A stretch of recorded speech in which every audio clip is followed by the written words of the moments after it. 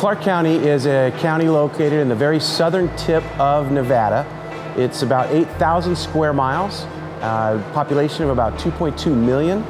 The 400 square miles we cover here in the Las Vegas Valley, including the Las Vegas Strip, which is in Clark County, is our busiest part of that response area. At any given time, we have upwards of 300,000 visitors from all across the world here in Las Vegas on the beautiful Las Vegas Strip. The influx of visitors on a weekly, monthly basis is really a game changer for us in law enforcement. The way the city changes each weekend, each special event, that presents a whole new set of challenges. Clark County, we try to hold ourselves up as an example. And instead of just doing business as usual, we as a team are really looking for, some achievable solutions to some of these age-old questions. As we were coming out of the recession, still stuck in some of our recession funding years, our call volume was very, very high. We had many of our vehicles at more than 5,000 calls a year, and that's just an unacceptable number. We were sending these big, expensive rigs with 4 personnel to calls that were, in a lot of cases, not really warranting that robust a response. So with staff, our medical director and our district attorney, we got together, we pulled several years of stats on medical calls, and we looked at what calls percentage-wise turned out to be actually critical calls. So we started to massage a new plan that came out to be called the X model, and we massaged it to where we were able to send the right resource to the right calls, and on those non-emergent calls, we stopped sending fire department assets to those calls, and we let the private ambulances handle that.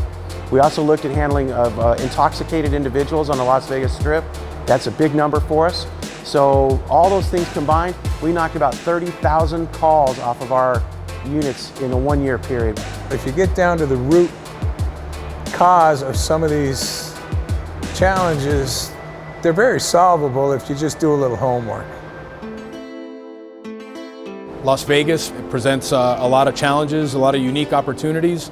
We have to be in front of possible threats, and Las Vegas has the potential for all different types of threats that we have to be aware of. So partnerships is important to us, being proactive is important to us, really in helping protect and serve the citizens of this community. The relationship of the Clark County Fire Department with Las Vegas Metropolitan Police Department, the other Valley Fire Departments, the other Valley Police Departments, and the FBI is amazing. We have trained together, we have built response programs and plans that are now used nationwide.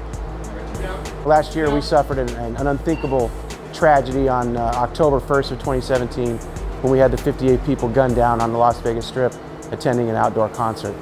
Everything that we did for the years, like 6-7 years prior to that night, training, ICS command and control training, getting our guys and gals from both police and fire to match up and go to work together. On that night, we had 19 integrated police and fire rescue task forces in operation that night. October 1st is a great example of collaboration. Our partnership with the city, with Chief Castle, was evident right away. We have to all be in sync, obviously, so communication in that was huge. We all partnered at the incident command structure for really kind of joint operations to figure out what the long-term response is, what the short-term response is. It's one thing to say that you have great relationships, certainly one thing to say it when you have it at the top, but the reality of it is that you have to truly exercise that down to the level of the men and women that are doing the work on the police and the fire side. It takes bold leadership on both sides, the police and the fire department, to get us to where it is that we found ourselves on 1 October. We are big proponents of task forces. The FBI puts together lots of task forces where different agencies come together to work particular threats. We have terrorism task forces, violent crime task forces. This is where we all sit together, work together on a side-by-side basis to really target whatever that particular threat is. This is about getting better.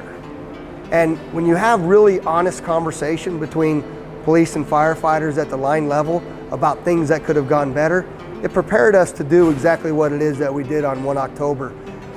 What we're really excited about is we have such a great young core of men and women in this organization, and they're going to carry this torch going forward of the pride, professionalism, and dedication that this department provides day in and day out to our residents, to our visitors, to our police officers and our law enforcement counterparts at the federal level. We've got a great group, a great plan going forward to keep at the level that we're at.